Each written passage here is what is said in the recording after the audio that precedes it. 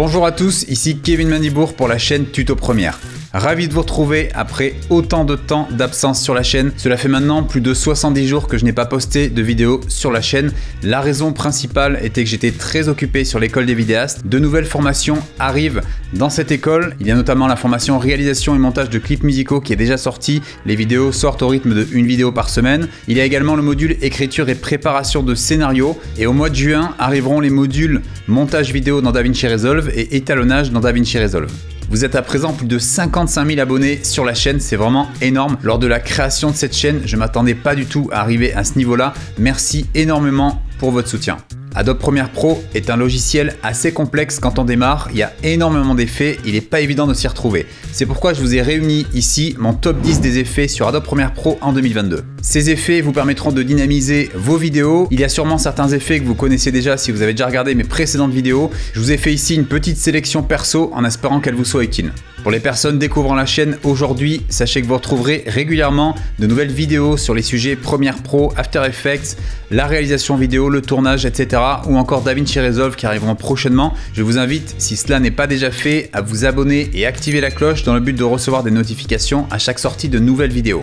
Pour pouvoir suivre cette vidéo, vous n'avez pas besoin d'avoir un gros niveau, c'est vraiment destiné à un public débutant. Même si vous avez à peine ouvert le logiciel, vous pouvez très bien la suivre sans difficulté. L'effet couleur lumétrie est l'outil par excellence pour faire vos étalonnages. Alors si jamais vous ne connaissez pas trop Premiere Pro, je vous recommande d'utiliser uniquement celui-ci. Vous avez tout qui est possible en étalonnage avec cet outil. Donc vous avez juste à l'appliquer ici au niveau de votre rush et vous pouvez changer beaucoup d'options. Donc vous pouvez afficher correction de base, créatif, courbe, etc. Donc il y a beaucoup d'outils. Alors pour une utilisation beaucoup plus simple, je vous recommande d'aller dans Fenêtre ici, espace de travail et de sélectionner couleur. Ce qui vous permet de passer en affichage couleur et à partir de là vous avez donc votre visualiseur ici, vous avez votre image et vous pouvez retoucher plein de paramètres.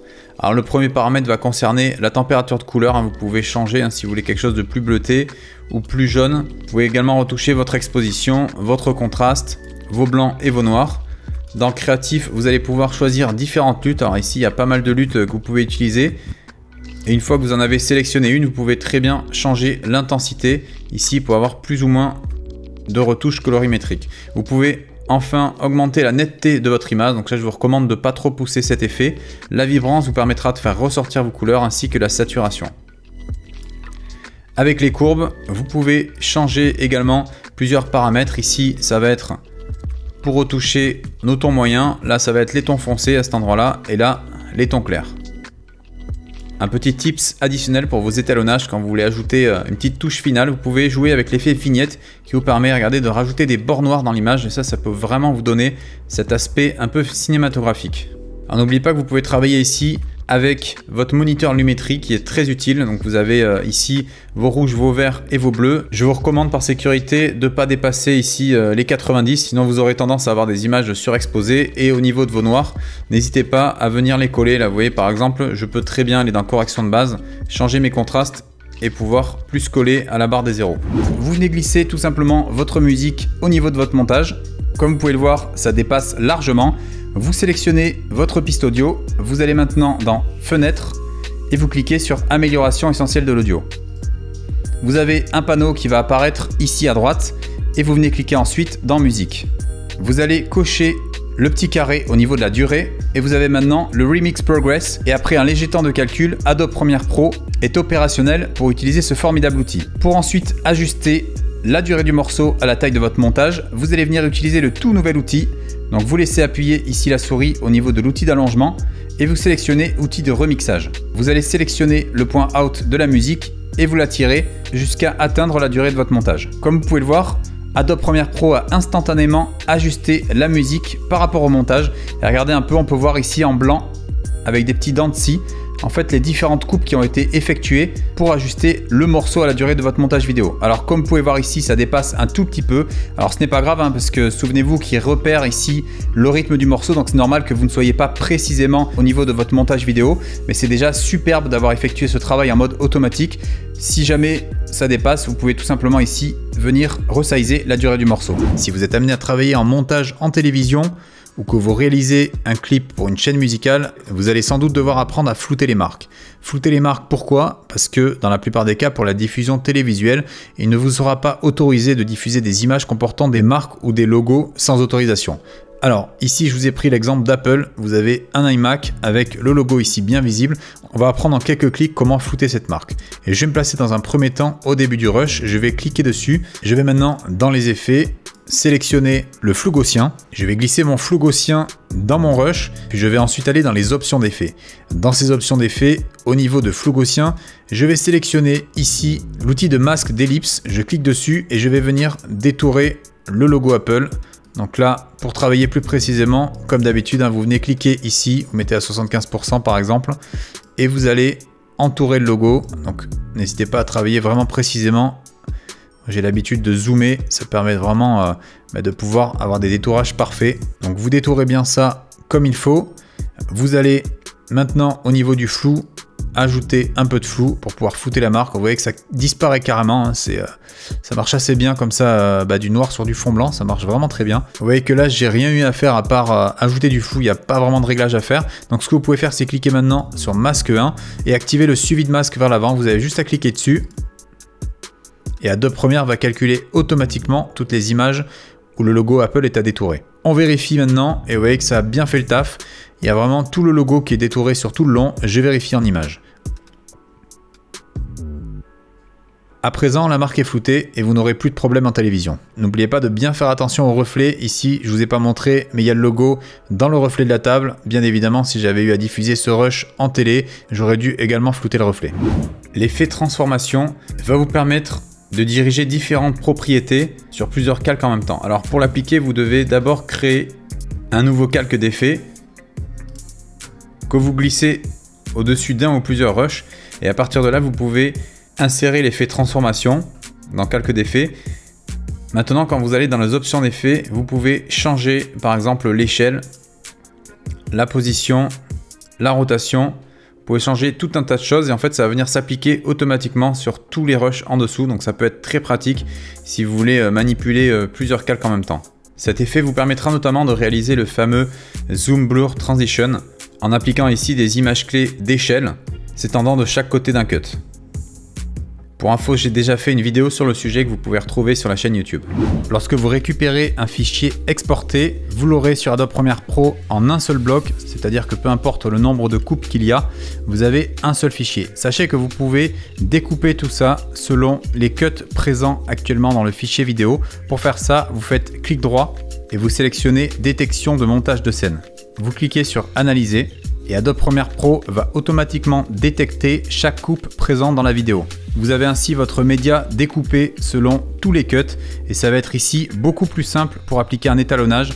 Si vous souhaitez par exemple étalonner indépendamment chacun des plans, ça va être très pratique d'utiliser cette fonctionnalité. Petite pause dans cette vidéo pour vous rappeler que j'ai créé la formation complète École des vidéastes. Cette formation à la vidéo 100% en ligne vous aidera à progresser même si vous débutez totalement dans le domaine. Elle contient actuellement plus de 700 vidéos tutoriels, des centaines d'exercices pratiques pour tester ses connaissances ainsi qu'un mentoring en ligne. La formation est régulièrement mise à jour afin que vous puissiez rester informé des nouveautés du milieu. Si vous désirez en savoir plus, je vous invite à cliquer sur le lien d'inscription au webinaire d'1 heure gratuit dans la description.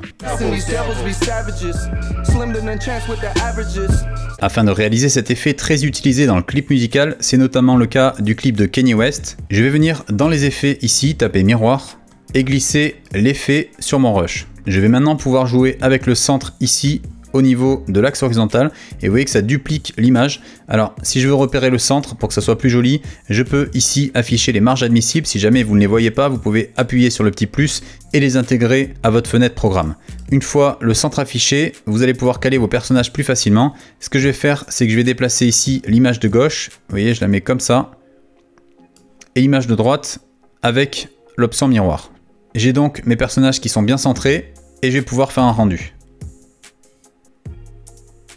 On peut voir sur le rendu que c'est pas terrible, vous voyez que les deux personnages se rentrent l'un dans l'autre, donc c'est pas super. Pour remédier à ce problème, je vais en plus de ça, donc recliquer au niveau des options d'effet, glisser un miroir horizontal, mais attention, vous n'allez pas le glisser directement ici, vous allez mettre au-dessus du miroir. De cette manière, les personnages ont été inversés, et si vous regardez maintenant l'animation, vous avez quelque chose de beaucoup plus joli. N'oubliez pas bien évidemment de rezoomer l'image pour cacher les zones noires et votre effet est enfin terminé. On va venir cliquer sur l'élément ici, sur l'élément audio. Je vais dans Fenêtre, je sélectionne la nouvelle option qui est apparue sur 2021 qui s'appelle Texte.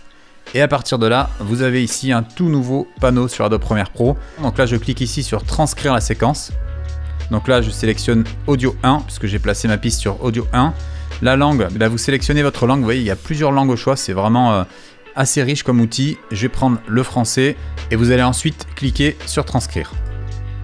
Et voilà, une fois que c'est terminé, vous avez ici tout le texte de l'audio qui a été transcrit. Ce que je vais faire une fois que j'ai ma transcription, je vais cliquer sur Création de légende et vous pouvez ensuite valider. Vous pouvez voir qu'ici, tous les sous-titres se sont placés au-dessus sur une nouvelle piste. Vous voyez, c'est une nouvelle interface sur Adobe Premiere Pro 2021. Vous avez maintenant la piste sous-titres, ce qui est beaucoup plus pratique pour travailler. Je vais vous montrer un peu comment ça marche. Donc là, on peut voir différents blocs. Ça marche un peu comme les blocs vidéo. Vous voyez, je peux les manipuler. Si je veux déplacer un bloc, je le déplace ici. Je fais CTRL Z pour annuler. Donc là, ce que je peux vérifier, donc je vais me placer au début et je vais regarder si ça a marché. Si vous êtes en tournage avec un grand soleil et que vous souhaitez obtenir une image avec du flou en arrière-plan, ça ne va pas être possible sans filtre ND.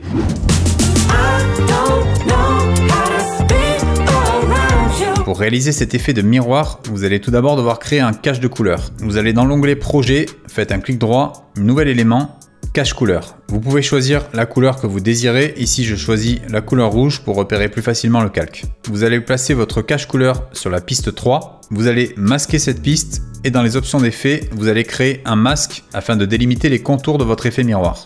Ici, j'utilise 4 points afin de le créer. Une fois que vous avez créé vos contours de miroir, vous allez pouvoir réactiver le cache couleur et vous avez donc votre forme de miroir. Vous allez dans cache couleur, au niveau du contour progressif, vous mettez 0 de manière à avoir des bords bien bruts et vous allez réaliser l'animation de cet effet miroir grossissant. Dans un premier temps, placez-vous à 0 secondes, activez une image clé de position et vous allez placer votre bloc tout à gauche de l'image en hors champ. Placez-vous à présent quelques secondes plus loin et vous déplacez cette fois-ci votre miroir tout à droite de l'image en hors champ également. Vous avez donc votre animation de solide effectuée.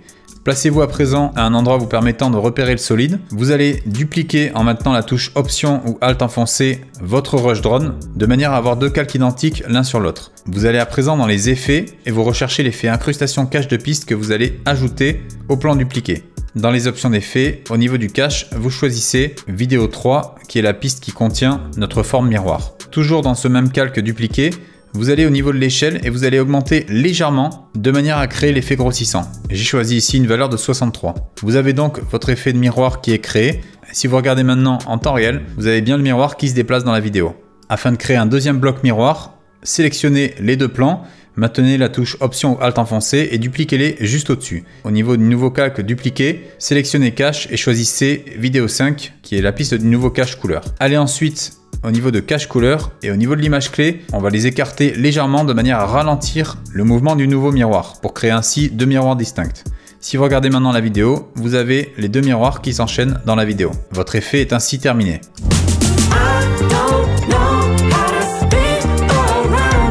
On passe à présent à l'effet stabilisation de déformation. C'est un outil qui va vous permettre de stabiliser n'importe quelle vidéo. Alors là, vous avez ici un plan qui a été pris à la main. Et vous pouvez le stabiliser tout simplement en venant chercher l'effet et en le glissant directement sur votre rush. Vous avez maintenant une image beaucoup plus stable, donc vous pouvez voir que là vous avez beaucoup moins d'à-coups de caméra. Et en plus de ça, vous pouvez aller dans les options d'effet et définir la façon dont se fait la stabilisation. Ici vous avez résultat lissage et vous pouvez remplacer lissage par aucune animation, ce qui va vous permettre d'obtenir un plan fixe. Le fameux effet Ultra Key vous permet de détourer des couleurs dans vos vidéos.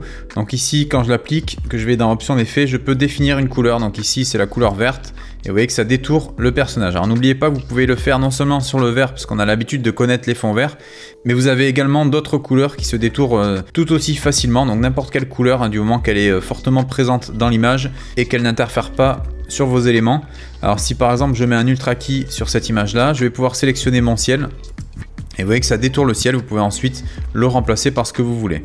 Vous pouvez très bien ajouter, si vous le désirez, des éléments tournés ou fabriqués sur fond vert de manière à diversifier vos plans. Vous connaissez à présent mon top 10 des effets sur Adobe Premiere Pro en 2022. Je vous invite à faire des essais sur ces différents effets pour vous familiariser avec afin d'être plus à l'aise sur le logiciel. Si vous désirez aller plus loin dans Adobe Premiere Pro, que vous souhaitez vous perfectionner, je propose une formation complète sur ce logiciel incluse dans l'école des vidéastes. Pour en savoir plus, je vous invite à cliquer sur le lien dans la description. Cette vidéo est à présent terminée, merci de l'avoir suivie. Si elle vous a plu, n'hésitez pas à mettre un petit pouce bleu. Pensez également à vous abonner et activer la cloche pour être tenu informé des prochaines vidéos. Vous pouvez me retrouver sur les réseaux Instagram, Twitter et Facebook et je possède également un site internet sur lequel vous retrouverez tous mes travaux ainsi que mon actualité. Je vous dis à très bientôt pour une prochaine vidéo. D'ici là, n'oubliez pas, restez créatifs.